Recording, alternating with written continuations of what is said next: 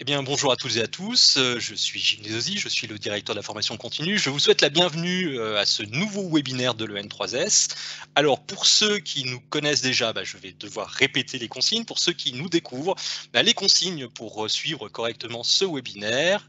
Alors, première information, les micros et les caméras sont désactivés. Ne vous en faites pas, c'est comme ça que ça marche. Donc, il n'y a pas de problème du côté technique, tout va bien. Donc, tout au long de cette présentation, donc lorsque je passerai la parole à Brigitte Laloupe, eh bien vous pourrez interagir avec elle et avec tout le monde d'ailleurs en posant toutes vos questions sur le canal de conversation. Alors une petite astuce qui est plutôt sympa pour nous pour repérer les questions qui vous intéressent le plus, c'est qu'à chaque fois qu'une question est posée, eh bien vous pouvez la liker, ce qui nous permettra nous de déterminer celles qui sont pour vous les plus intéressantes et qui vous intéressent aussi bien sûr le plus. Alors, pour ce nouveau webinaire, eh bien, nous avons la joie d'accueillir Brigitte Laloupe. Alors Brigitte Laloupe, un certain nombre d'entre vous la connaissent peut-être. C'est une ancienne directrice d'URSSAF, qui est maintenant consultante, qui travaille beaucoup sur les problématiques d'égalité homme-femme, de développement personnel.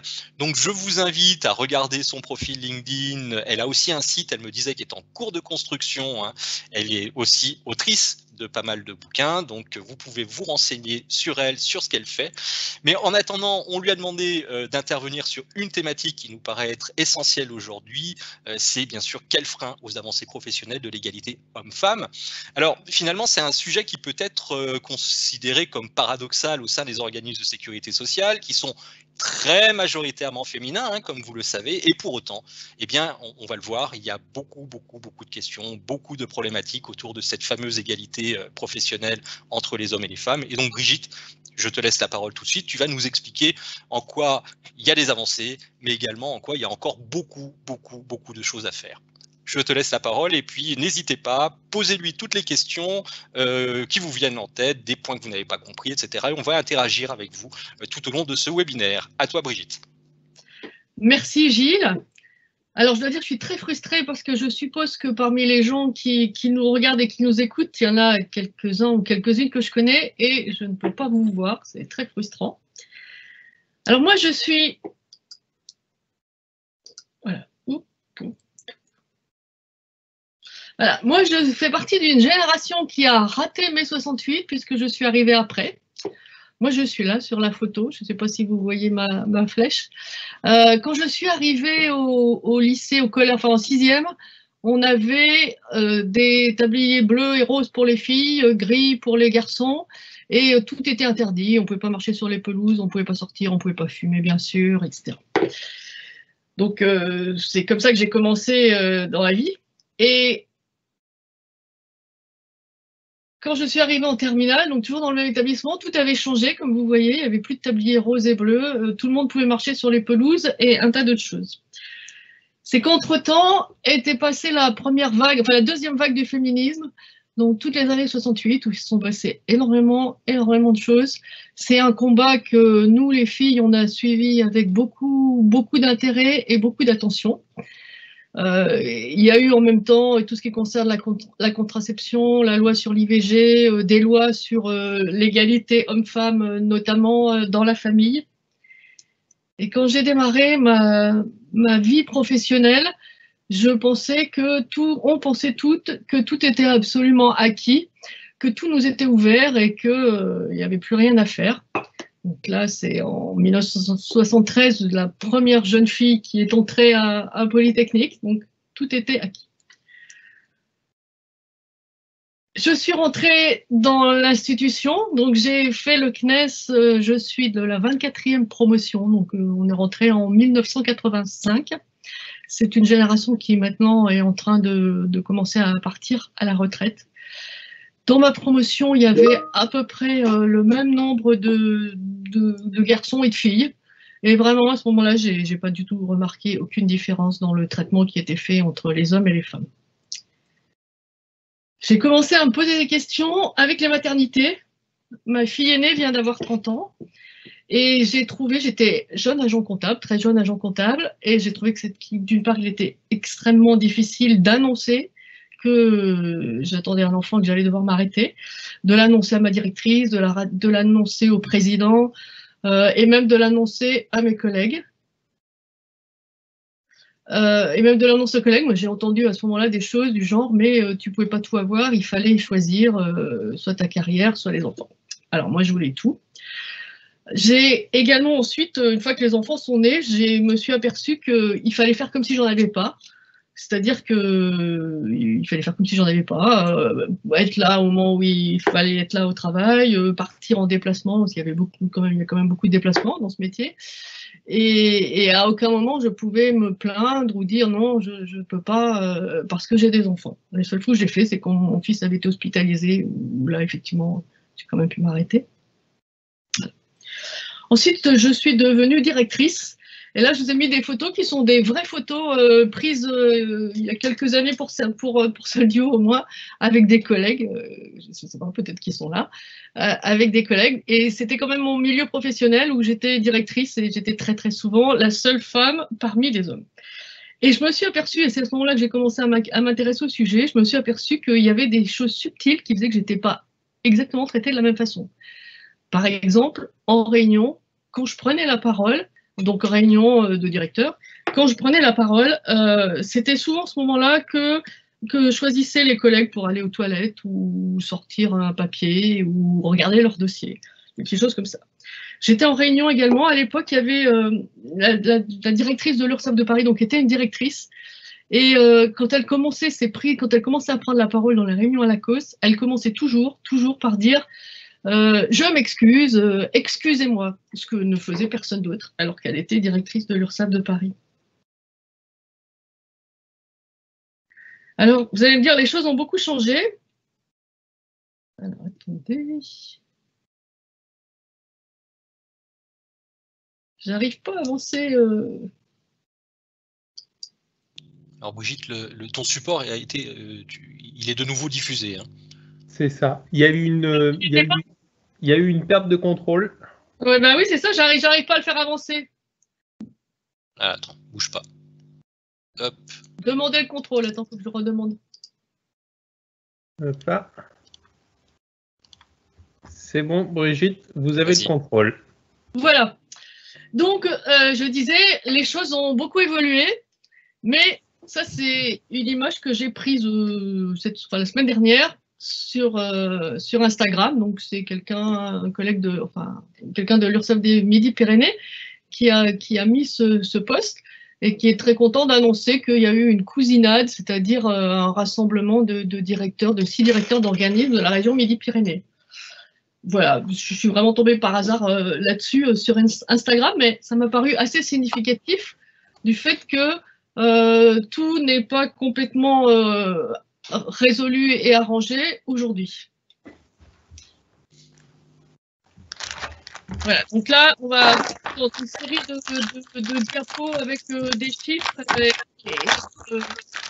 une démonstration, enfin, une mise en évidence de la situation à la sécurité sociale. Donc, vous les connaissez tous, mieux que moi. C'est l'environnement dans lequel vous êtes, avec les directeurs de caisse nationale, le directeur de la sécurité sociale, du comité des carrières, etc. Si je me souviens bien, il y a eu 2 femmes directrices de la sécurité sociale et il y a eu une femme directrice de l'UCANS et une directrice de la CNAF et c'est tout. Ah, mais pourquoi il avance tout seul?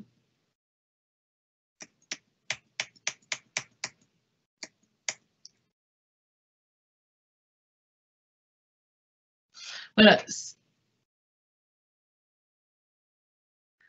Si on se prend au niveau national, c'est la même chose, c'est-à-dire qu'on a effectivement aujourd'hui un gouvernement qui est paritaire, même s'il n'est pas dans les postes régaliens, mais on a au sommet de l'État, aux 4 postes principaux de l'État, uniquement des hommes, et je ne sais pas pourquoi il avance tout seul, je ne touche à rien. On a uniquement des hommes, et on a eu, vous vous en souvenez, une seule fois pendant 6 mois, une femme Premier ministre. Alors, qu'est-ce qui se passe? On parle souvent de plafond de verre, et moi-même, j'ai longtemps parlé de plafond de verre, mais en réalité, c'est plutôt adapté de parler d'escalier glissant, parce que la situation qu'on trouve partout, pas pourquoi. Je suis désolée, mais je touche à rien. La situation qu'on trouve partout, et absolument partout, on peut prendre n'importe quelle structure, on va avoir une situation comme ça. C'est un escalier, c'est-à-dire que plus on monte dans une hiérarchie, moins il y a de femmes. C'est absolument général. Donc ça, c'est l'exemple dans les grandes collectivités locales. Voilà l'exemple à la Sécu. Enfin, c'est pas un exemple, c'est les chiffres que je suis allée chercher sur, je crois que c'est la plaquette de Lucas, qui est de 2019, donc c'est la plus récente qu'il y a. On a à la Sécurité sociale 84% de femmes au niveau employé et cadre. Et quand on prend les directeurs, on a 37,3% de directeurs et directrices. Et on perd à tous les étages. C'est vraiment, chaque fois, le vivier diminue. La situation s'est améliorée par rapport à il y a 10 ans, par rapport à 2009, mais les marches d'escalier sont un peu plus réduites, mais on est quand même loin d'une situation qui soit paritaire et satisfaisante. En contrepartie de ça, enfin, en corrélation de ça, en résultante de ça, on a une situation où dans l'institution, les hommes et les femmes ne gagnent pas la même chose. Les hommes gagnent 20% de plus au niveau, aux âges les plus élevés, mais en tout début de carrière, 26 à 35, ils gagnent encore 7% de plus. Alors, il y a une explication qui est un peu annexe, c'est le fait qu'il y a quasiment que des hommes informaticiens et que les salaires informaticiens sont plus élevés que les salaires moyens. Mais sinon, c'est quand même une différence qui reste importante. Alors, si on détaille un peu, il y a une étude qui a été faite en LEN3. Alors, là, je l'ai mis parce qu'en 2003, j'avais fait une étude, j'étais directrice, et un mois d'août où j'avais pas énormément de travail avec ma statisticienne, on avait fait une étude sur l'évolution comparée des carrières des anciens élèves du CNES dans le régime général selon qu'ils sont hommes ou femmes, et qui montrait qu'il y avait des différences, que non seulement il y avait des différences vraiment très très importantes, mais qu'en plus elles ne se résorbaient pas. Parce qu'un argument qu'on donne souvent, c'est oui, mais avant il n'y avait pas de femmes à l'EN3S, donc c'est normal qu'avec la pyramide des âges, il y ait moins de femmes directrices maintenant. Et en fait, l'étude montrait que non, proportionnellement, il y avait toujours moins de femmes. Alors, en 2003, je peux vous dire que ça n'a intéressé absolument personne. L'étude, elle a été envoyée, elle avait été faite sous l'égide de l'Association des anciens élèves. Elle a été envoyée à toutes les caisses nationales. Le seul retour que j'avais eu, c'était celui de la présidente du comité des carrières, qui était très, très intéressée par ces sujets-là. Donc, le N3S, il y a eu un numéro de regard en 2016 sur ce sujet-là.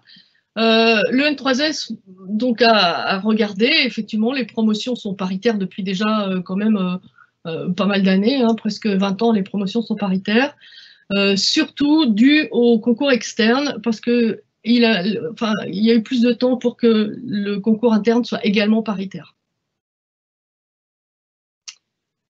Par contre, tout de suite, ça c'est donc un chiffre des chiffres de l'N3S, dès la sortie de la scolarité, on a une différence dans le niveau d'affectation entre les hommes et les femmes. C'est-à-dire qu'il n'y a que des femmes qui sortent à niveau 6 et il y a une forte majorité d'hommes qui sortent à niveau 9. Et ça interroge sur la façon dont se font les attributions de postes en sortie de N3S. Je passe, non, ça va être trop long. Les chiffres du comité des carrières. Alors, le comité des carrières s'est beaucoup intéressé à ce sujet-là. On arrive à une situation où on a une femme et un homme ont les mêmes chances d'être nommés à un poste de directeur. 20,3%, ça c'est les chiffres de 2019.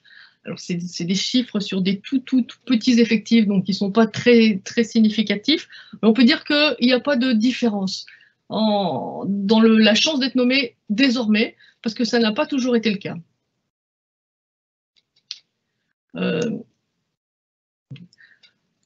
Pour ce qui est des postes d'agents comptables pour les postes d'agents comptables, il y a toujours eu, et l'étude de 2003 le montrait aussi, il y a toujours eu une très bonne parité. C'est vraiment un des postes de l'institution où il y a la meilleure parité, probablement parce que c'est une façon pour les femmes de compenser les difficultés qu'elles ont à accéder à un autre poste.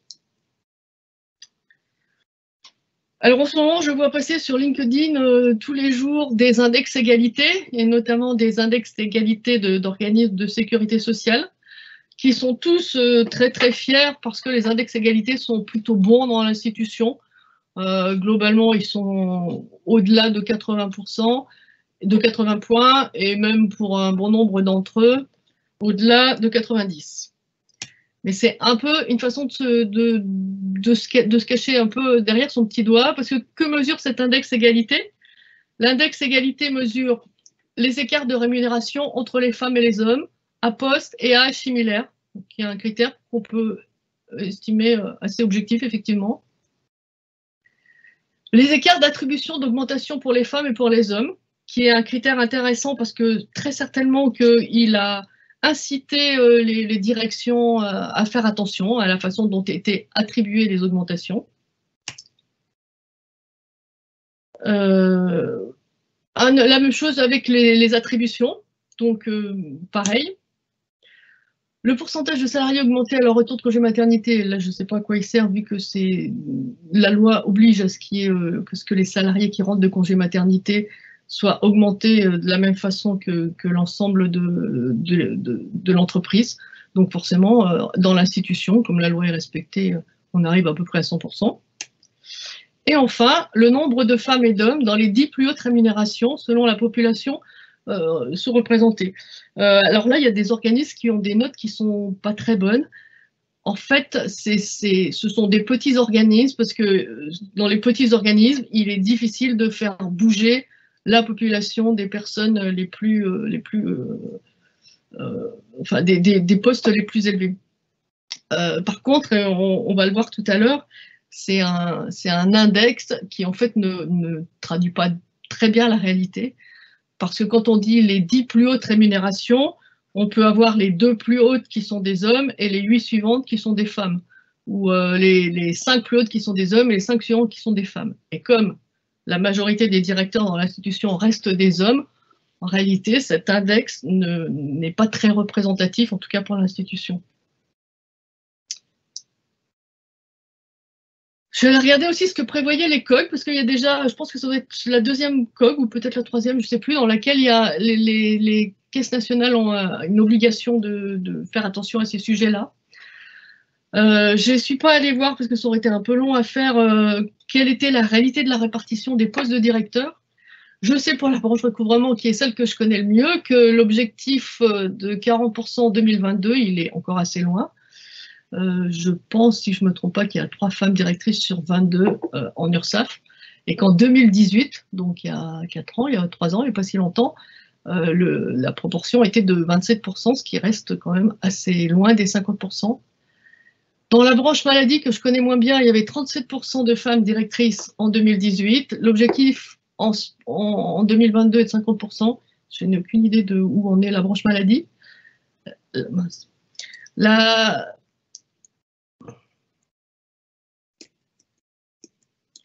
Bon, la branche famille et a toujours été la branche dans laquelle il y a le plus de directrices. Je pense que l'objectif de 50% pour la branche famille devrait être assez facilement atteint. La branche vieillesse, alors l'objectif est 50%, en 2018 on part de 50%, mais c'est le genre au poste de direction et non pas au poste de directeur. Et je suis allée regarder, pour moi il n'y a que 2 femmes directrices de CARSAT actuellement, alors vous me corrigerez si c'est pas ça, mais en tout cas c'est certain qu'on n'est pas du tout à la parité. Et c'est la même chose pour la MSA, j'ai mis aussi la MSA, qui est assez loin je pense de la parité au poste de directeur, peut-être pas au poste d'agent de direction. Là, j'en ai fini avec les chiffres. Gilles, est-ce qu'il y a des questions ou des commentaires?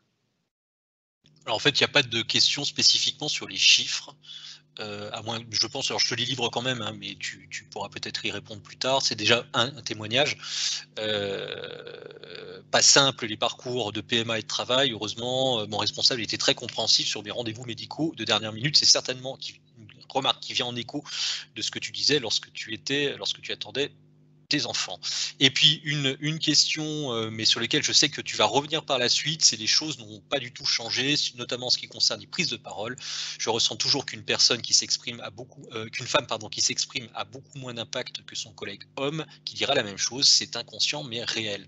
Je pense que ce sujet-là, tu l'aborderas après dans les déterminants en fait, hein, oui. Inconscients et conscients de cette différence entre les hommes et les femmes.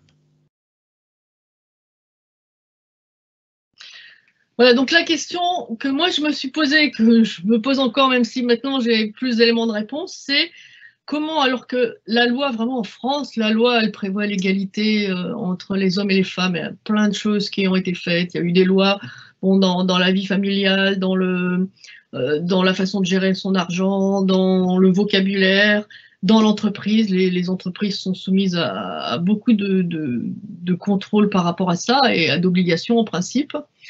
Mais les choses restent quand même extrêmement difficiles. Et on sait que les lois ne suffisent pas. Le meilleur exemple, c'est celui de la parité, et notamment de la parité au niveau des municipalités. Il a fallu plusieurs lois avant d'arriver à une parité qui n'est encore pas complète. Parce qu'au départ, la loi disait il faut qu'il y ait dans les communes de plus de, je sais plus, enfin dans les grandes communes, il faut qu'il y ait des listes électorales qui soient paritaires. Et ce qui s'est passé, c'est qu'il y avait, mettons, s'il y avait 30 postes, il y avait en 15 premiers, je caricature un peu, mais en 15 premiers, il y avait des hommes et en 15 derniers, il y avait des femmes, ce qui fait qu'il y avait beaucoup plus d'hommes qui étaient élus. Donc ensuite, la loi a dit non, ça va pas, il faut des lois, des listes qu'on appelle Shabada, c'est-à-dire un homme, une femme, un homme, une femme. Donc là, effectivement, on a eu plus de femmes élues, presque la parité, parce qu'en général, en premier, c'est toujours un homme. On est à peu près arrivé à la parité. Mais ce qui s'est passé ensuite, c'est que il y avait les postes d'adjoints, enfin tout l'exécutif d'un conseil municipal, et là il y avait à nouveau que des hommes. Donc il a fallu qu'une nouvelle loi prévoie en disant il faut qu'il y ait parité dans les exécutifs. Et là maintenant, on s'aperçoit que il y a souvent au niveau de l'exécutif, c'est mal réparti, c'est-à-dire que moi où j'habite, le maire est un homme et le premier adjoint est un homme aussi. Et donc la prochaine loi va dire il faut qu'il y ait Shabada, donc un homme, une femme, dans l'exécutif.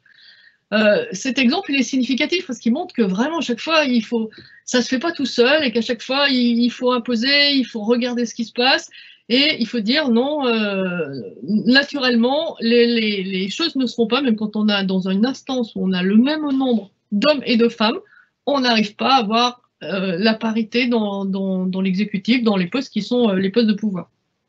Donc la question c'est mais pourquoi ça se passe comme ça? Alors au niveau du travail, il y a une explication, une première explication, c'est que les femmes sont beaucoup plus à temps partiel que les hommes. On a les derniers chiffres là, ça doit être le rapport UCAN, je pense. On a dans l'institution 6% d'hommes et 23% de femmes, mais ça n'explique pas tout parce que les pourcentages de gens à temps partiel, c'est pas tellement plus on monte dans une hiérarchie, moins les gens sont à temps partiel.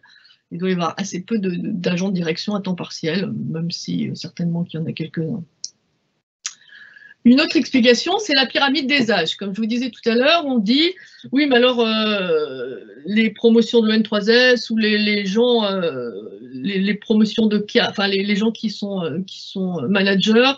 Avant, il y avait plus d'hommes, donc maintenant, le temps que ces gens-là arrivent en étant opérationnels, il y a plus d'hommes. Sauf que quand on voit la pyramide des âges, donc là, c'est la pyramide des âges des agents de direction, on voit bien que même parmi les âges élevés, il y a plus de femmes.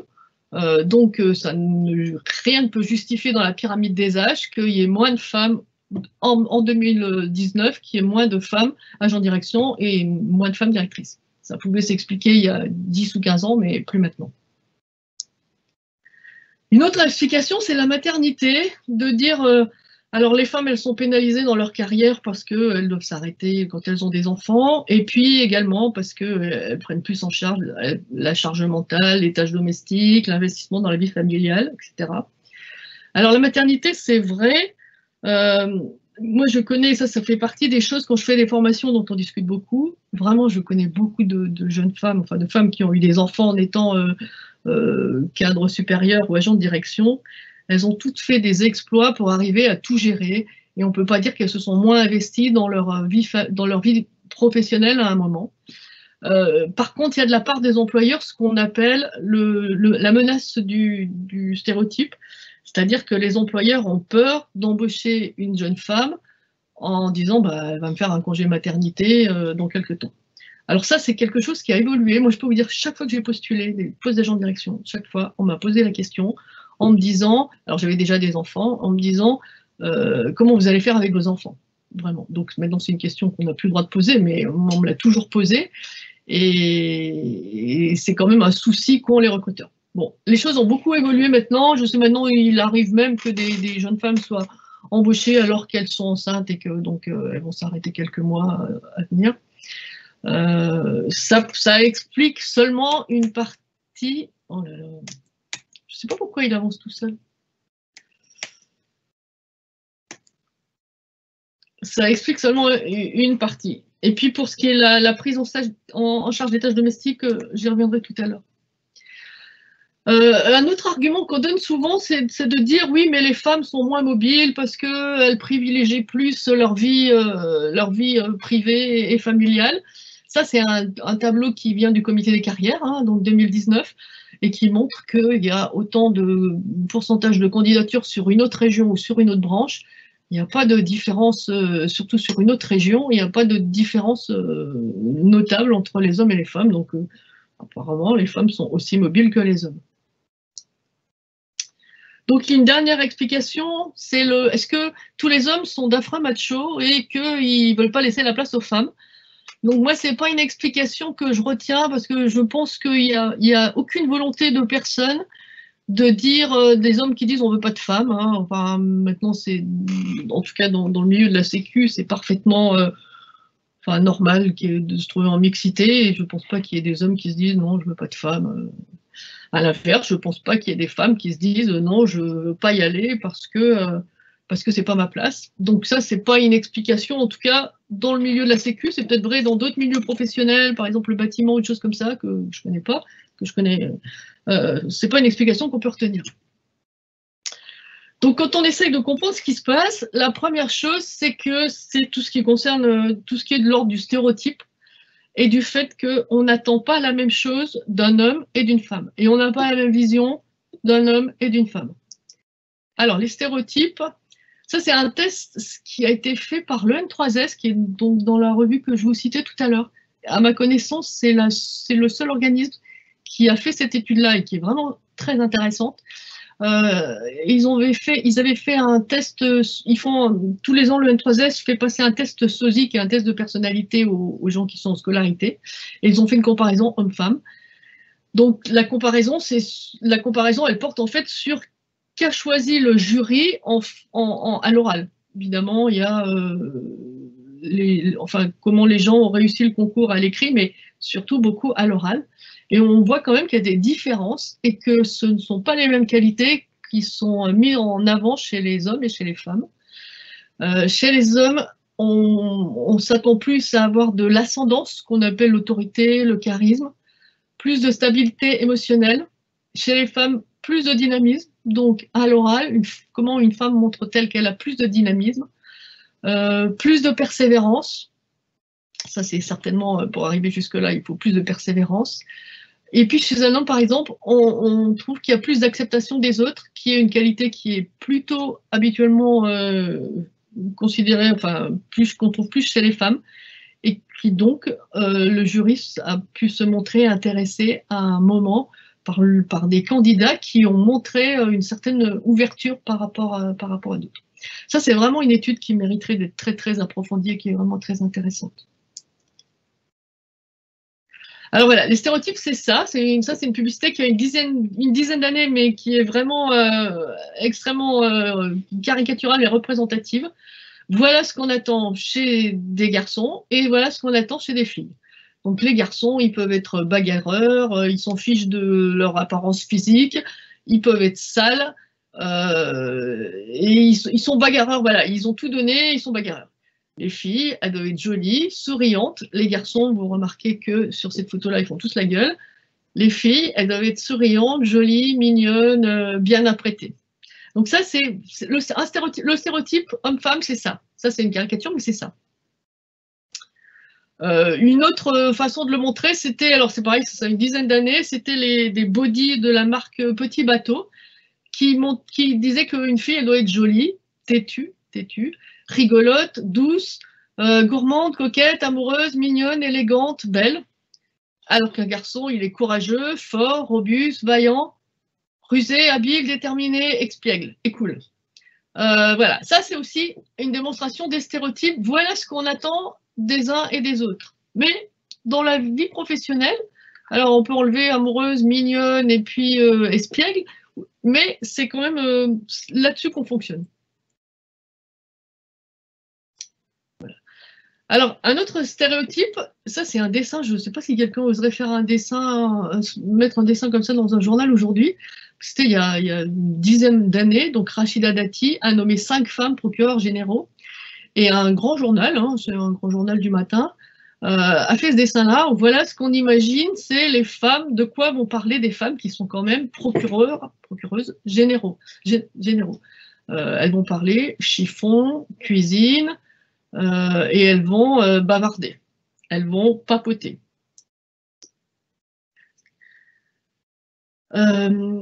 Tous les modèles d'autorité sont masculins, tous les modèles de créativité sont masculins, donc les petits garçons ont des milliers de modèles à leur disposition, mais c'est aussi comme ça qu'on imagine un écrivain, c'est comme ça qu'on imagine un président, et c'est comme ça qu'on imagine un chercheur. Et on n'a quasiment pas, ça commence un peu, mais on n'a quasiment pas de modèle équivalent féminin. Donc si on vous dit président, vous imaginez forcément un homme. Si on vous dit grand écrivain, vous imaginez forcément un homme. Si on vous dit chercheur, prix Nobel, vous imaginez un homme. Et vous imaginez pas une femme. Et si un jour vous devez recruter un grand chercheur, un grand écrivain, un grand président, spontanément, naturellement, vous allez plutôt aller du côté du masculin. Et c'est un effort. Alors, aujourd'hui, tout le monde réfléchit à tout ça, mais c'est un effort de la pensée, de l'imaginer en féminin. Et en plus, là on est sur les postes d'autorité. L'autorité masculine est normale, l'autorité féminine est très mal acceptée. Et là je vous ai mis, si vous prenez vos livres d'histoire, si vous réfléchissez à ce que vous connaissez de l'histoire et que je vous demande de me dire deux femmes de pouvoir, vous n'allez pas en trouver beaucoup. Vous allez trouver Margaret Thatcher, Catherine de Médicis, peut-être la reine Victoria. Enfin, en tout cas, on a très très peu de modèles. Et ces deux femmes-là, qui sont donc parmi les seules qu'on ait à notre disposition, Margaret Thatcher et Catherine de Médicis, sont deux femmes qui sont toujours présentées comme des harpies, des mégères. C'est-à-dire que l'autorité féminine est négative.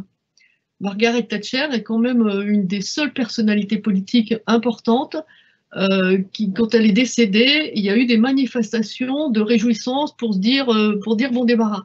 Je ne pense pas avoir déjà vu ça pour un homme, ou peut-être Ben Laden, enfin vraiment, voilà. Donc avoir de l'autorité pour une femme, c'est difficile à faire accepter, et c'est difficile à se glisser dans le schéma. Ouais. Alors, ça c'est un sujet qui, moi, me passionne beaucoup, c'est la façon dont le corps intervient dans nos interactions sociales. Donc là, je pourrais vous en parler longtemps, je vais être plus courte, mais j'adore cette photo de Christine Lagarde, parce qu'elle montre parfaitement bien comment le corps intervient dans les interactions sociales. Et il se trouve que plus on est grand, plus on prend de la place, plus on est carré, plus on a de la carrure, plus c'est facile, plus on a de l'ascendant naturellement. Or, les femmes sont plus petites, moins carrées, enfin, ont moins de carrure. Donc, et c'est la même chose pour la voix. Il y a plein d'études qui ont montré que plus une voix est grave, plus elle donne une impression d'autorité. Or, les femmes ont des voix un peu plus aiguës que celles des hommes. Donc, il y a des choses qui interviennent, qui sont de l'ordre du physiologique, et sur lesquelles il est quand même difficile de travailler, mais c'est intéressant de s'en rendre compte. J'ai mis la photo aussi de Anne Hidalgo, parce que Anne Hidalgo, au début de son mandat, donc Anne Hidalgo est plutôt petite, et au début de son mandat, elle s'est laissée prendre plein de fois en photo avec je crois que c'est le maire de Madrid, Barcelone, enfin, avec d'autres personnalités, dans cette position-là, qui n'est pas une position, qui est une position sympathique, mais qui n'est pas une position d'autorité. Et on voit bien la différence avec Catherine Lagarde. Gilles, est-ce qu'il y a des questions là? Parce que là, je suis partie, mais... Alors oui, il y a des gens qui t'écoutent beaucoup et qui nous donnent des informations concernant justement la répartition entre hommes et femmes au sein des directeurs ou directrices d'organismes. Alors en MSA, 8 femmes sur 27 hommes. Il y avait aussi un autre chiffre. Ça m'intéresse. Voilà, il y a 4 femmes dans la branche recouvrement, donc tu vois, ça a un peu augmenté par rapport au moment. Il m'en manque une, ouais. Là, voilà, tu vois, tu peux compléter tes statistiques. Je vais aller voir. Ça m'intéresse de savoir où d'ailleurs, parce que... Alors, aussi des informations sur la politique, en disant que c'est un métier qui est finalement très difficile de trouver des femmes qui souhaitent faire de la politique. C'est pas si simple que ça. Donc, c'est-à-dire, en gros, on serait plutôt sur l'idée d'une autocensure, en fait, ou tout simplement peut-être, mais je sais pas, il faudrait peut-être que la personne anonyme qui a écrit cette question reprécise sa pensée. C'est peut-être, est-ce que les femmes ne sont pas finalement, entre guillemets, plus intelligentes que les hommes, puisqu'elles savent que la politique est beaucoup plus compliquée et peut-être pas forcément super intéressante. C'est aussi une interprétation qu'on peut avoir avec cette remarque. Donc la personne qui l'a écrite, qu'elle n'hésite pas à compléter ses propos. Sur un autre registre, si on revient sur une des affirmations sur le temps partiel, et pour nous dire que le temps partiel n'est pas compatible avec la convention collective des AD-MSA. Alors là aussi, ça c'est un point qui serait intéressant à creuser, parce que si la personne qui l'a écrite aussi peut nous donner des informations supplémentaires pour compléter. Et sur un autre point, mais là, oui, alors sur les femmes d'autorité, tu en as oublié une qui est plus contemporaine, puisque c'est Angela Merkel, voilà. Ouais. Et une autre qui est un peu plus radicale dans ses propos. Il ne faut pas raisonner homme-femme pour avoir une approche travail. Pour cela, il faut oser sortir du cadre. Alors pareil, la personne qui nous dit que c'est pas finalement le bon cadre d'analyse, qu'elle n'hésite pas à développer. Je vois qu'il y a aussi des questions manifestement qui sont ah oui, Jeanne d'Arc comme figure de courage. Je vais faire ma grosse voix à la prochaine réunion, donc ça vous avez tout compris. Franche-Comté, Poitou-Charentes, Rhône-Alpes et Auvergne pour les URSAF, donc décidément, il y a des gens qui suivent bien. Hein. J'avais raté Poitou-Charentes parce que je connais les collègues d'Auvergne, de Rhône-Alpes et de Poitou-Charentes, je note. Bon, alors donc n'hésitez pas à interagir, mais peut-être que tu peux réagir, notamment est-ce que finalement l'analyse en homme-femme sur le travail, enfin sur le monde du travail, est-ce que c'est la bonne analyse? Est-ce qu'il n'y a pas d'autres points qui pourraient expliquer peut-être les différences et qui ne seraient pas finalement une approche par genre? J'avoue que je ne comprends pas bien la question. C'est peut-être moi qui la pose mal. Hein. Non, mais je vois ce qui est marqué, est-ce que sortir du cadre, parce que certes, moi je ne prétends pas que les différences hommes-femmes expliquent tout. On peut aller voir, on peut prendre Bourdieu et puis aller chercher du côté des origines familiales, des origines géographiques, de si on vient de la ville, de la campagne. Voilà, on peut aller chercher plein de ces origines, de quel pays on vient. C'est sûr qu'il y a plein d'autres explications. Et du coup, c'est d'ailleurs à peu près les mêmes phénomènes qui rentrent en ligne de compte.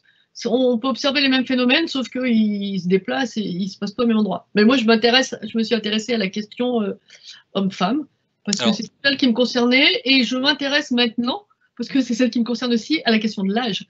Il y a d'énormes différences dans la façon dont on est traité selon son âge. Donc oui, effectivement, il y a plein d'autres explications des différences, mais les explications hommes-femmes en sont une qui est quand même importante. Alors, la personne qui vient du régime agricole, manifestement, a précisé sa pensée en disant que en MSA, tous les agents de direction sont cadres dirigeants, donc il n'y a pas de temps partiel possible, ni de congé parental partiel. Donc ça, c'est bon à savoir. Donc il faut effectivement peut-être militer pour que la convention collective évolue, même en étant cadre dirigeant. Voilà, en tout cas, merci pour cette précision. Et puis là, je vois que ça continue à réagir. Non, elle est bien posée cette question. Donc je pense que c'est la personne qui avait posé la question initiale. Vous avez raison, hein, il faut se défendre ses positions. Ouais, mais alors ça veut dire quoi sortir? Pour cela, il faut oser sortir du cadre, ok, mais concrètement, qu'est-ce que ça veut dire sortir du cadre, quoi? Je comprends pas ça. Je comprends pas ce que la personne veut dire, quoi. Alors, à vouloir peut-être une précision, hein, à vouloir mettre des normes, on se trompe d'analyse homme-femme.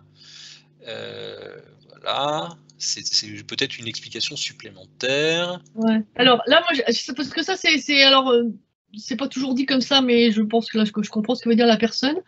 Moi, ce que je réponds tout le temps, c'est les faits sont têtus et les statistiques que je vous ai montrées rapidement, hein, parce que ça vaut le coup de toutes les approfondir. Les faits sont têtus. On dit 4 femmes sur 22 en directrice d'URSSAF, 8 sur 27 en MSA. On peut se tromper d'analyse, mais ça, c'est une réalité et c'est comme ça.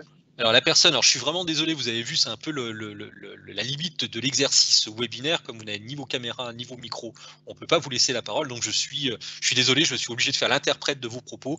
Et effectivement, la personne, toujours la même, je suppose, dit, voilà, la réflexion doit porter sur l'approche travail et non sur l'approche homme-femme. C'est une question de prisme. Ok, bon. Bah, là, je pense qu'on va continuer, hein, parce qu'effectivement, on pourrait discuter. Alors, sur Angela Merkel, oui, je ne prends pas Angela Merkel, parce que Angela Merkel, pour moi, c'est quand même un modèle dans ce genre-là. Donc, effectivement, Angela Merkel est la première femme politique importante à avoir réussi à dépasser tout ça. Et il y a eu une vidéo qui a circulé il n'y a pas très longtemps sur les réseaux sociaux. Une des explications, ça serait qu'elle a été élevée en Allemagne de l'Est, et qu'en Allemagne de l'Est, il y avait quand même, on peut penser ce qu'on veut des régimes de cette époque-là, il y a eu quand même une vraie réflexion sur la place de femme.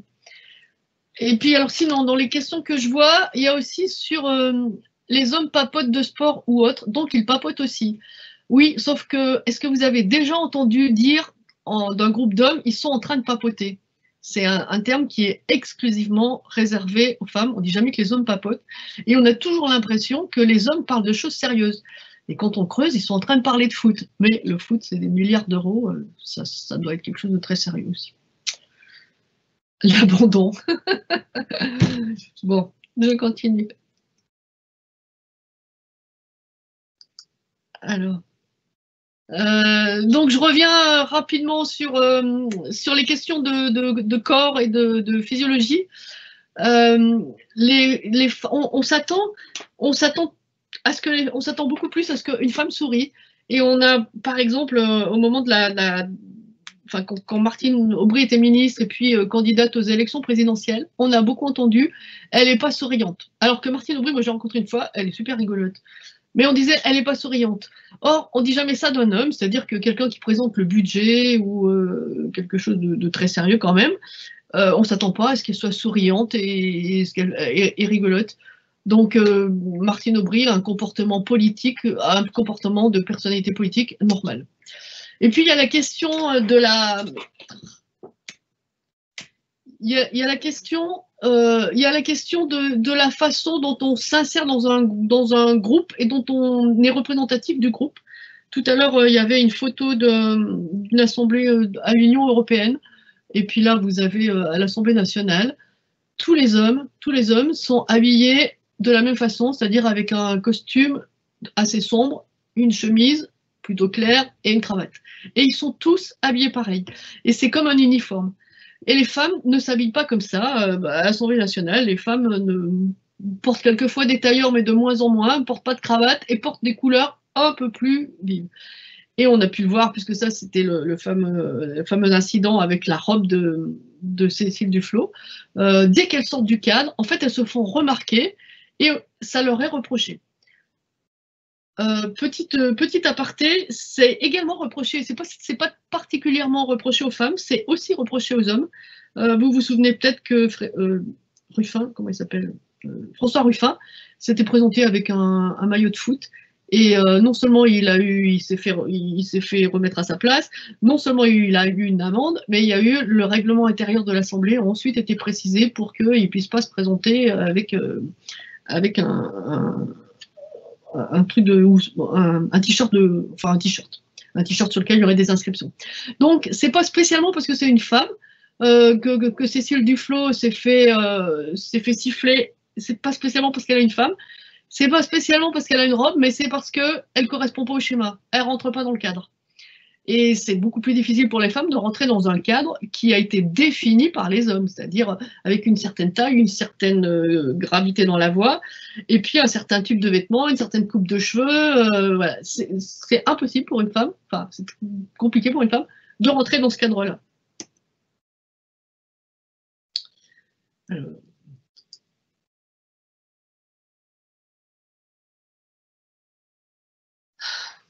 Je ne sais plus où j'en suis parce que comme ça avance pas à la même vitesse.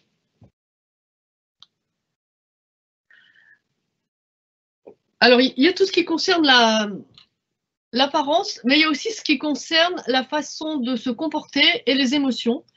Donc vous savez que les émotions sont pas les mêmes. Les petits garçons et les petites filles n'apprennent pas les mêmes émotions, en tout cas n'apprennent pas à exprimer les mêmes émotions. Qu'un garçon, ça ne pleure pas, et qu'une fille, ça ne se met pas en colère. Et l'émotion, la colère est une émotion qui est très peu ressentie par les femmes, c'est-à-dire que les femmes se mettent beaucoup moins en colère que les hommes, et quand elles se mettent en colère, quelquefois, elles ont ce qu'on appelle une émotion raquette, c'est-à-dire qu'au lieu de crier et se mettre en colère, elles pleurent, parce qu'elles ne savent pas reconnaître la colère et l'exprimer. Et il y a eu une expérience assez intéressante sur les chirurgiennes. Donc les chirurgiens, c'est un métier qui est très stressant, et il arrive apparemment assez souvent qu'au cours d'une opération, un chirurgien se met en colère, jette ses ustensiles, voilà, tout va mal, il n'est pas content. Et dans ce cas-là, les études montrent que le travail est accéléré, c'est-à-dire que les infirmières, elles se précipitent, elles lui remettent des outils propres, elles lui épongent le front et elles lui remettent un masque. Sauf si c'est une femme. Et si c'est une femme, le travail est ralenti quand elle se met en colère. Et quand ensuite on interroge les personnes présentes, donc les infirmières essentiellement, et qu'on leur dit « mais qu'est-ce qui s'est passé ?» Elles disent « mais pour qui elle se prend celle-là ?» C'est-à-dire qu'une femme qui se met en colère, on dit « elle est arrogante ». Pour qui elle se prend celle-là? Alors qu'un homme qui se met en colère, bon, dans des limites acceptables évidemment, un homme qui se met en colère, on dit il fait preuve d'autorité, il a des bonnes raisons, c'est normal. Mais une femme, c'est pas normal. Et quand vous êtes une femme dans un poste d'autorité, c'est très difficile de trouver le point d'équilibre entre je fais pas preuve de trop d'autorité parce que je vais être arrogante, je vais paraître comme arrogante et pour qui je me prends, et puis faire preuve d'autorité quand même parce que sinon on va penser que je suis pas à ma place et que je suis pas un bon leader. Et vraiment cette crête-là, elle est très compliquée pour toutes les femmes. Enfin.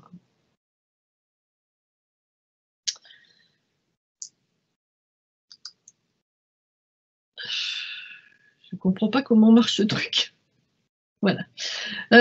Une dernière chose sur les stéréotypes, c'est qu'on a tendance, et ça c'était vu à l'école, c'est qu'on a tendance à penser que les hommes ont des réussites parce qu'ils sont bons, parce qu'ils sont géniaux, parce qu'ils y arrivent. Alors qu'on a tendance à penser que les femmes, et notamment à l'école, y arrivent grâce à leur travail. Donc on dit une fille qui a des bons résultats, c'est parce qu'elle travaille, et donc elle est un peu à la limite puisqu'elle a travaillé pour arriver à ça. Alors qu'un homme, il y arrive parce qu'il est génial et il a de la marge dure. Parce que si en plus il travaillait, il serait encore meilleur. Et ça, c'est un raisonnement qui reste dans le cadre du travail. C'est-à-dire qu'on a souvent l'impression qu'une femme, bon, ben, elle est au taquet, elle a fait ce qu'elle pouvait, mais on n'est pas sûr qu'elle en a sous le pied, comme on dit. Alors qu'un homme, on pense toujours qu'il en a sous le pied. Et ça, c'est très dommageable pour les femmes lorsqu'elles postulent.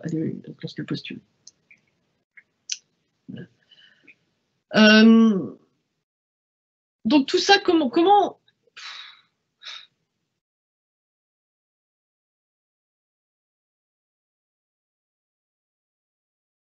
Donc tout ça, c'est des choses que les enfants apprennent avant la naissance, puisque avant la naissance, les parents rêvent à leur enfant et ils imaginent, si c'est un garçon qui va jouer au foot, qui sera un super-héros et qui sera casque-en vélo, et puis si c'est une fille, ils imaginent qu'elle sera calme, qu'elle jouera à la princesse et qu'elle fera de la danse classique.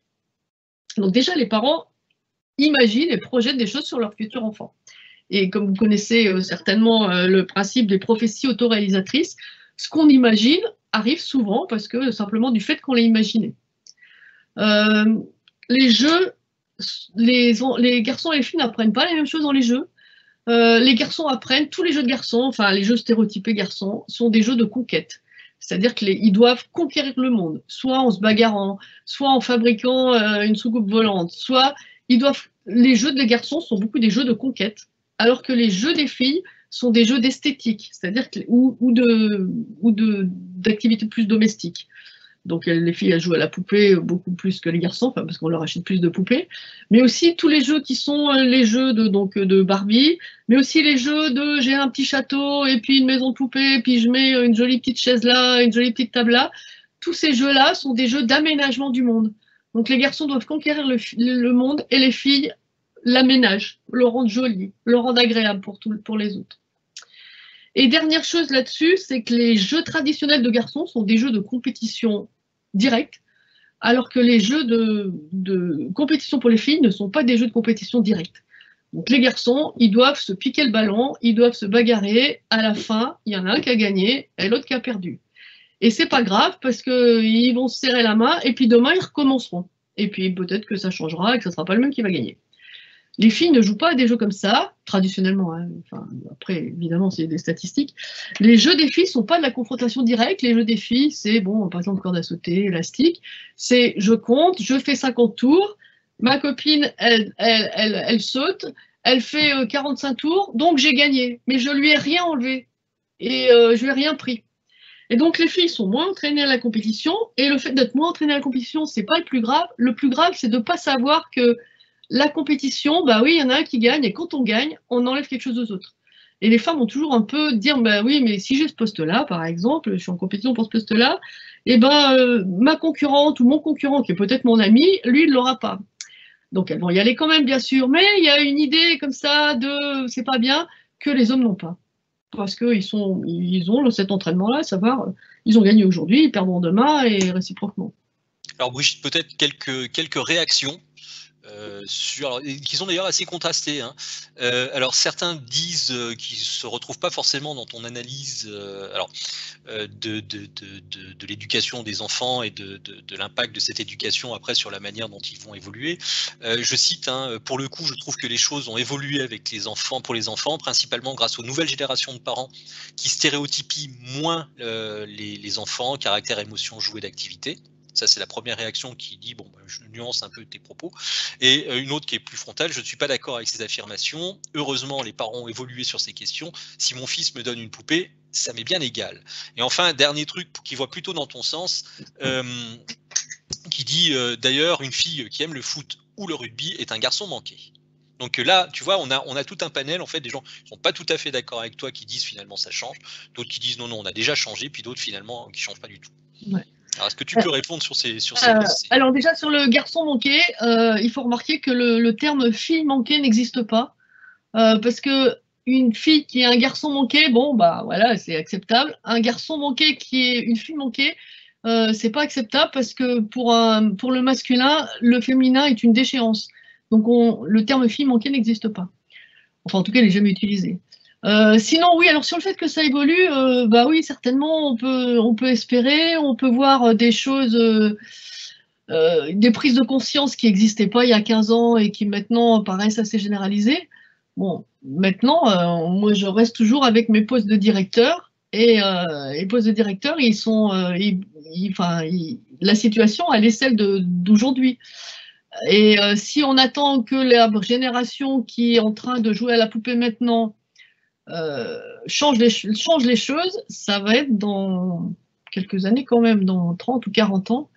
Donc moi, j'ai pas envie qu'on attende 30 ou 40 ans et que si on peut changer des choses maintenant, on les change maintenant. Mais voilà, tant mieux, effectivement. Effectivement, les choses évoluent, c'est certain. Mais j'ai répondu à tout là, je pense. Une autre chose, donc sur ce qui se passe, c'est sur la façon dont les symboles de pouvoir sont pris en compte par les hommes et par les femmes. Moi, dans les formations que j'ai faites, donc avec des personnes de l'institution, souvent il y avait une discussion sur, je ne sais plus, ça existe peut-être plus maintenant, je ne sais plus, sur les voitures de fonction. Et vous avez des femmes qui vous disent, oui, non, mais moi j'ai une Clio, ça me va très bien, alors que mon collègue, il a une, je ne sais pas quoi, voilà, mais moi j'ai pas besoin d'une grosse voiture comme ça. Et bien, peut-être, effectivement, pour aller se promener d'une caisse, pour se déplacer d'une caisse à l'autre, une Clio, ça fait très bien l'affaire. Sauf que quand on arrive avec une Clio, on ne donne pas la même impression que quand on arrive avec une berline un peu plus élevée. Et c'est la même chose pour la façon dont on se place au restaurant ou le téléphone portable que l'institution nous a donné. Alors ça, c'est moins un enjeu qu'il y a quelques années. Voilà, ça fait vraiment partie des choses auxquelles les femmes attachent beaucoup moins d'importance que les hommes et elles ne se rendent pas compte de l'importance que ça a en réalité dans l'image qu'elles donnent en termes de « je suis une personne de pouvoir, une personne d'autorité », etc.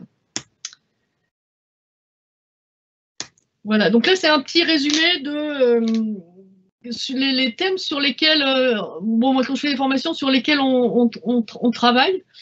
La première chose, donc, c'est que les femmes ont là on est vraiment dans le cadre professionnel, les femmes ont un sentiment d'illégitimité qui est encore assez important, enfin en tout cas beaucoup plus important que celui des hommes, parce qu'il faut se rappeler qu'il y a 50 ans, il n'y avait pas de femmes à ces postes-là, ou 50 ou 60 ans, il n'y avait pas de femmes à ces postes-là, donc on n'a pas l'habitude de voir des femmes.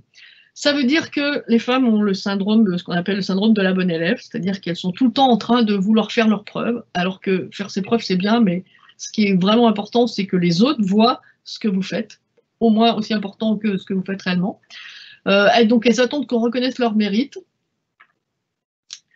La deuxième chose, c'est que les femmes et les hommes n'ont pas exactement la même vision de la vie, et notamment la même idée de qu'est-ce que c'est réussir sa vie. Pour un homme, réussir sa vie, c'est, alors vous savez, c'est l'image de l'homme préhistorique qui ramène un morceau de mammouth à la caverne. Pour un homme, réussir sa vie, c'est déjà rentrer dans une compétition, c'est gagner, mais c'est aussi nourrir sa famille. Donc ramener un morceau de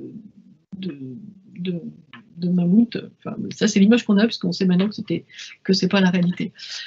Pour les femmes, c'est beaucoup plus important, tout ce qui est de s'occuper des autres, de faire que la vie soit agréable pour les autres, et tout ce qu'on appelle le care, et c'est pour ça qu'on a beaucoup plus, enfin c'est une des raisons, c'est pas la seule, pour lesquelles on a beaucoup plus de femmes dans tout ce qu'on appelle les métiers du care.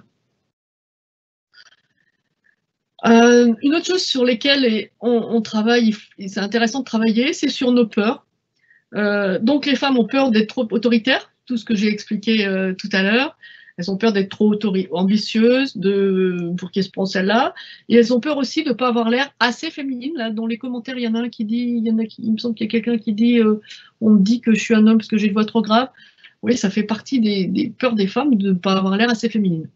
Mais l'inverse est exactement vrai pour les hommes. C'est-à-dire qu'un homme, il a peur de ne pas avoir l'air assez, non pas masculin, mais viril. Il a l'air de ne pas avoir assez viril. Il a l'air il a peur d'avoir l'air d'être trop peureux ou d'avoir l'air trop faible. Donc ça, c'est vraiment des émotions sur lesquelles il est intéressant de travailler, parce que toutes les peurs sont des limites. Donc les peurs, elles ont un intérêt, parce que s'il y a un lion, c'est bien d'avoir peur. Si avoir peur de ne pas être assez féminine, c'est quelque chose qui mérite d'être réfléchi en tout cas. Et puis enfin, on sait que les hommes et les femmes ne prennent pas les mêmes risques, que dès la première année, les petits garçons vont beaucoup plus aux urgences des hôpitaux, que tout au long de leur vie, les hommes meurent beaucoup plus d'accidents. Donc, ce n'est pas forcément une bonne chose de prendre trop de risques, mais il y a aussi la prise de risque social, et donc les femmes osent moins se mettre en avant, se constituent moins de réseaux. Voilà, donc ça fait partie des points sur lesquels c'est intéressant aussi de travailler. Voilà, pour terminer, donc, quand on travaille sur ces sujets-là, dans quelle direction il faut agir? Donc la première, c'est tout ce qui est les lois, les obligations. Mais alors là, les lois maintenant, donc il y en a beaucoup. Les obligations, il y a tout ce qui est les quotas, la parité. Il y a déjà beaucoup de choses de faites, et il y a encore beaucoup de choses qui y sont faites actuellement. Là, j'ai pas parlé des violences, tout ce qui est les violences, parce que c'est un peu hors sujet, mais ça l'est quand même pas complètement. Ce qui est intéressant, c'est que les femmes et les hommes prennent conscience de la façon dont ils ont intégré tout ça.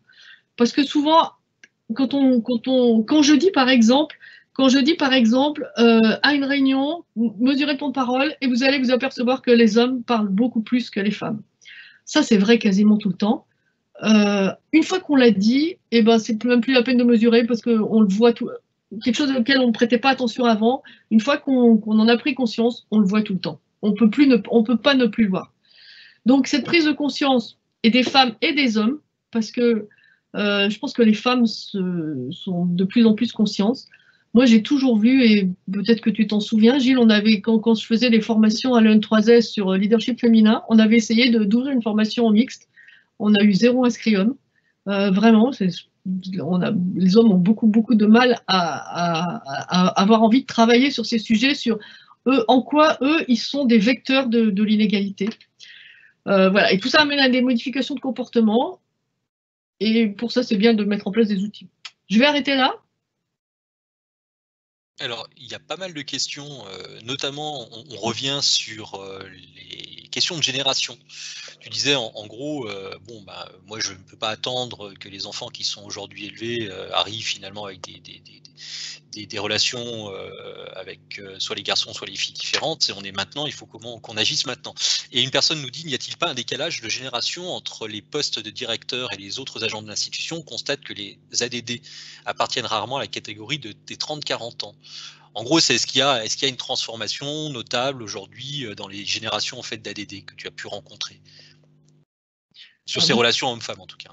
Sur les relations hommes-femmes, franchement, alors bon, moi j'ai quitté l'institution il y a 4 ans, donc peut-être que ça a beaucoup changé il y a 4 ans.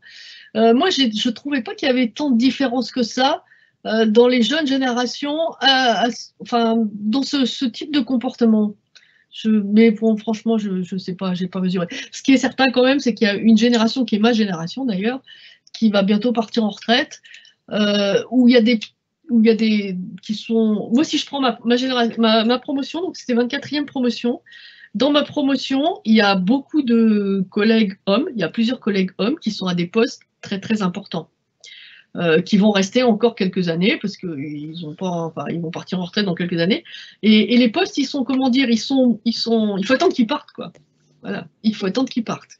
Et peut-être qu'effectivement, derrière, il y a un vivier qui est plus mixte que cette génération-là. Moi, dans ma promotion, donc il y a beaucoup d'hommes, il y a plusieurs hommes qui ont des postes très importants, il n'y a pas autant de femmes, hein, c'est clair, qui ont eu des postes aussi importants, alors qu'on était presque 50-50. Alors peut-être que tu as lu aussi des questions toi-même. Alors combien y a-t-il d'hommes dans ce webinaire? Alors je suis désolé, on pourra te le donner quand on aura effectivement. J'aimerais savoir ça. On te donnera ça, mais pour l'instant c'est un peu compliqué, on n'a pas trop regardé, on a regardé simplement le nombre d'inscrits, mais c'est vrai que ce sera intéressant. Et d'ailleurs, tu parlais de cette formation qu'on avait essayé de monter il y a quelques années à l'EN3S, on n'avait pas eu d'inscrits, mais on va peut-être pouvoir la reproposer maintenant, et on verra si en l'espace de 4-5 ans, les choses ont évolué. Ouais. Donc voilà, pour ceux qui nous écoutent, et notamment pour... Moi, je rêverais pour les hommes qui nous écoutent, on va reproposer cette formation et puis on va voir combien de personnes vont pouvoir s'inscrire. Ce sera un test pour voir si les choses évoluent. Alors, j'espère ne jamais devoir prendre une grosse voix et singer les hommes pour défendre la place des femmes. Ouais, je vous le souhaite aussi. C'est franchement terrible d'ailleurs. Excusez-moi, c'est moi qui réponds du coup, Brigitte. Non, mais vas-y. Moi, j'aimerais bien, il y a un point sur lequel tu es intervenu dans les choses à faire, la question des quotas. Je ne sais pas si vous avez vu, Christine Lagarde était interviewée il n'y a pas très longtemps par Brut, où elle disait qu'elle avait évolué sur cette position durant sa carrière professionnelle. Au démarrage, lorsqu'elle commençait à travailler, elle estimait que finalement, les quotas n'était pas un bon moyen et qu'elle était persuadée que finalement la compétence des gens allait finalement permettre à des femmes d'accéder à des postes de responsabilité. Elle disait qu'après 25 ans de carrière, elle était revenue sur cette position et qu'aujourd'hui elle défendait plutôt la position des quotas. Qu'est-ce que tu en penses de ton côté? Faut-il des quotas de directrices? Moi, j'ai toujours été pour les quotas. Quand on dit les COG, là, les conventions d'objectifs et de gestion prévoient mettre aux caisses nationales des objectifs, c'est une forme de quota. Moi, j'ai toujours été favorable aux quotas parce qu'il n'y a aucune autre façon d'avancer. Là, on arrive à une Assemblée nationale qui est presque paritaire, on arrive à des conseils municipaux qui sont quand même, il y a un gros progrès. Je suis absolument convaincue que sans les lois sur la parité, on n'en serait pas du tout là. Enfin, vraiment, je ne vois pas comment on peut faire autrement. Alors, c'est triste d'en arriver là, mais je ne vois pas comment on peut faire autrement. Parce que l'enjeu, ce n'est pas juste de pousser des femmes. L'enjeu, c'est que le pouvoir ne nous apparaisse pas comme masculin. On ne voit que des hommes. On n'a eu que des présidents de la République hommes. On n'a eu que des premiers ministres hommes, quasiment. Est-ce qu'on n'imagine pas ce que c'est une femme? Le seul exemple qu'on a actuellement, c'est celui de Angela Merkel, qui est un bel exemple. Mais on n'a pas d'exemple, donc c'est vraiment difficile, si vous avez une femme, de vous imaginer, ah bah oui, est-ce qu'elle ferait bien le job? On n'en sait rien, puisqu'on n'a pas de modèle. Donc moi, je suis vraiment pour les quotas à fond, quoi. En espérant qu'un jour, on pourra les enlever, mais pour l'instant... Alors justement, il y a aussi quelqu'un qui rebondit, c'est la dernière question qui vient d'être posée. On parle beaucoup, notamment en matière de protection sociale, d'investissement social. Passe aussi par l'éducation au sein du foyer et à l'école. Donc en fait, en gros, la personne dit que finalement, on parle beaucoup d'investissement social comme étant un moyen, notamment pour la protection sociale, d'être moins inégalitaire. Et est-ce que finalement, si j'essaye de traduire un peu ce que vous dites, cet investissement social passant par l'éducation, cette éducation, en fait, en gros, d'égalité femmes-hommes, ne devrait-il pas passer par ce canal également? Je ne comprends pas la question par le canal de quoi? Alors, par le canal de l'éducation, en fait. Ah oui, c'est pour ça que j'ai écrit 2 livres. Un qui s'appelle Oui. Éducation non sexiste et un qui s'appelle Comment le sexisme vient aux enfants. Si, moi je suis évidemment très convaincue de ça. Et jusqu'à présent, jusqu'à peut-être 1 an ou 2, on parlait surtout de l'éducation des petites filles, qui est comment donner plus d'assurance aux filles, comment faire que les filles se mettent plus en avant, etc. Moi, je trouve qu'il est au moins aussi important, et peut-être plus, de prêter attention à l'éducation des garçons et comment faire pour que les petits garçons prennent moins de place, soient moins entraînés, enfin soient moins poussés à se mettre en avant et fassent plus attention aux autres et à ce qui se passe dans leur environnement, enfin comment les émotions des autres, quoi. Je pense que ça serait au moins aussi important, peut-être plus même. Dans les questions, là, il y en a une là, sur laquelle je veux réagir, qui est, j'ai vu la femme est un loup pour la femme, ou un directeur plus exigeant envers les femmes. Alors ça c'est un stéréotype. C'est-à-dire que oui, il y a des directeurs, des directrices femmes ou des femmes qui sont un loup pour la femme, certes, comme il y a des hommes. Mais c'est vraiment un stéréotype. Les femmes ne sont pas plus exigeantes, plus autoritaires, plus désagréables que les hommes, quand elles sont dans des situations d'autorité. Ça, c'est vraiment c'est la même chose que Margaret Thatcher et Catherine de Médicis. Une femme qui a du pouvoir, on a tendance à penser qu'elle est arrogante, méchante, mauvaise, etc. Ça, c'est un stéréotype. Alors peut-être pour pousser plus avant la déconstruction potentielle du stéréotype, on sait aussi que pour arriver justement au sommet, il y a quand même une compétition qui est beaucoup plus rude.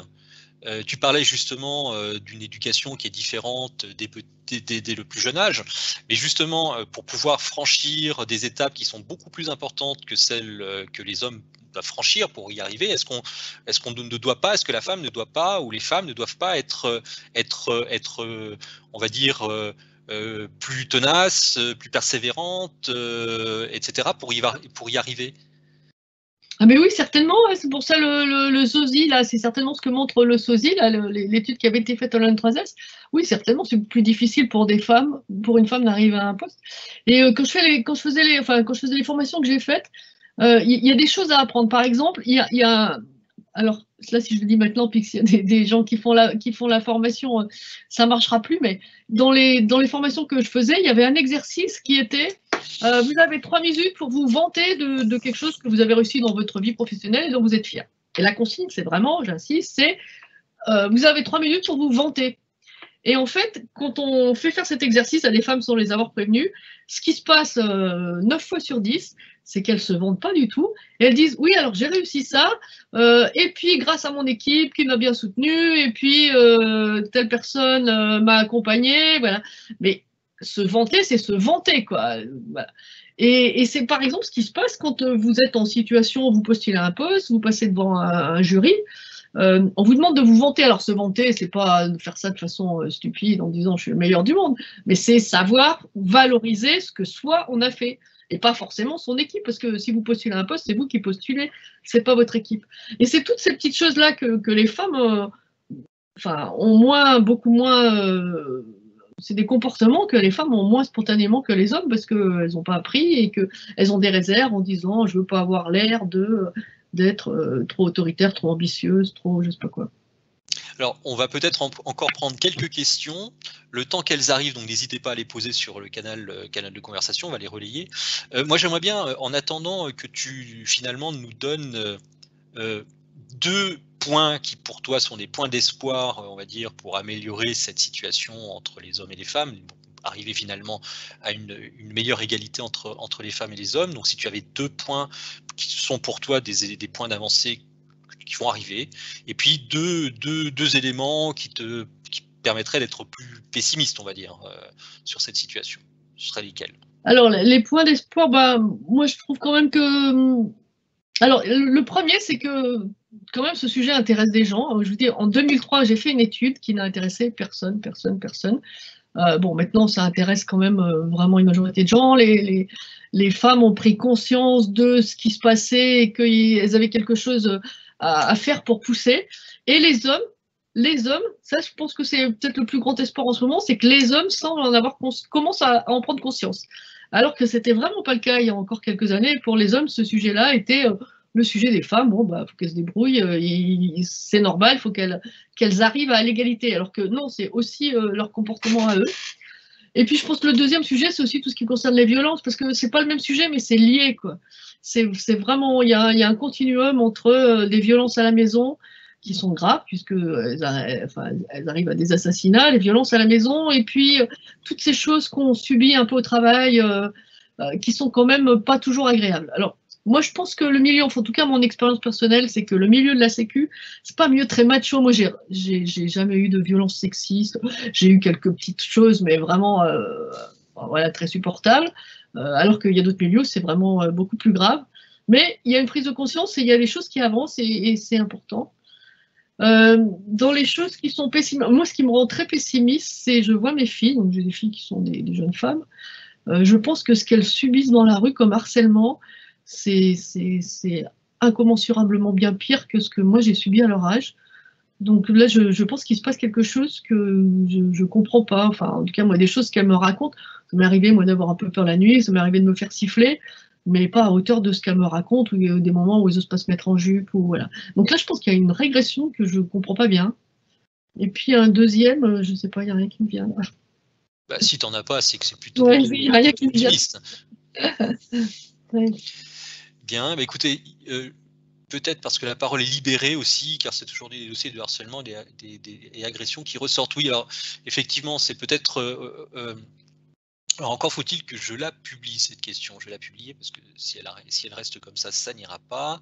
Donc en fait, bah, je te laisse la lire, hein, peut-être parce que la parole est libérée aussi, car aujourd'hui tous les dossiers de harcèlement et d'agression ressortent, c'est-à-dire en gros c'est parce qu'on les rend plus visibles et qu'on n'en parle plus qu'on a vraiment cette impression que la situation se dégrade. Oui, mais à la Sécu, donc des formations, la formation dont je parle, je l'ai faite au moins, je sais pas, plus 10 ou 12 fois.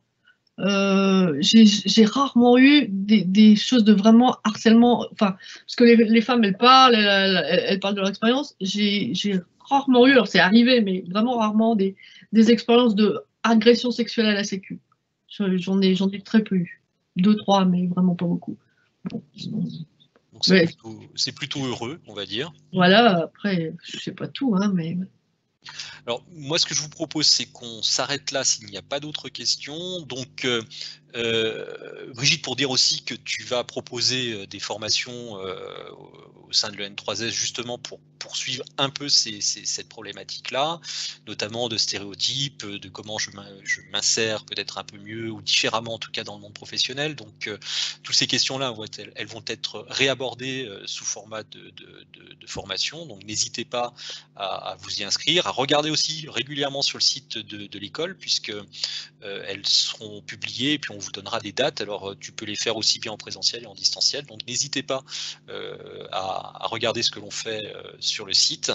Donc Brigitte, tu seras là bien sûr pour continuer à la fois cette question, mais de manière plus pratico-pratique, pas sous format de webinaire, mais vraiment sous format de formation pour aller bien sûr. Oui, avec beaucoup de partage d'expérience, d'analyse d'expérience et de jeux de rôle aussi, de traîner à se comporter autrement. Et moi, je retiens l'idée aussi qu'on va essayer de mettre en place justement sur un groupe de parole partagé entre hommes et femmes pour explorer de manière conjointe. Je sais qu'on l'avait essayé de le faire, on a eu 0 à 6. Mais voilà, donc là maintenant, avec un webinaire comme celui-ci, bah voilà, je lance à la cantonade les personnes qui sont intéressées. Et bah, n'hésitez pas à nous en faire part. On essaiera vraiment de monter ce groupe parce que je trouve que c'est très intéressant. On a essayé une première fois, bon, on n'a pas réussi, mais bon, là maintenant, en 2021, les canaux de contact sont beaucoup plus faciles. Il y a 5 ou 6 ans. Il y a 5 ou 6 ans. Ouais. Bon, maintenant, on a plus de facilité à diffuser ce type d'informations, donc n'hésitez pas à vous y inscrire.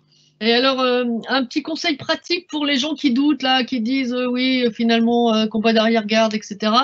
Une chose très facile à faire, c'est acheter une horloge, vous savez, comme pour jouer aux échecs, là, où on appuie, il y a 2 horloges, et puis chacun, quand il a fini de jouer, il appuie pour mesurer le temps de chacun. Et faites ça en réunion en mesurant le temps de parole des hommes et des femmes.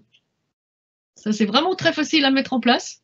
Vous achetez une horloge comme ça, et vous, quand vous êtes en réunion, vous mesurez le temps de parole des hommes et des femmes en faisant, s'il y a plus, enfin voilà, puisque s'il y a plus de femmes ou plus d'hommes, vous faites des prorata, c'est vraiment très intéressant à faire. Ça peut être intéressant en codir. Donc, ça peut être intéressant en codir, voilà. Et c'est super facile à faire, hein, vraiment, il suffit d'acheter une petite horloge, là. Bon, bah écoute, merci Brigitte en tout cas pour ce premier éclairage. Hein, donc j'espère qu'on aura l'occasion, et de toute façon on aura l'occasion dans le cadre de la formation continue de l'N3S de poursuivre en fait ce type de réflexion.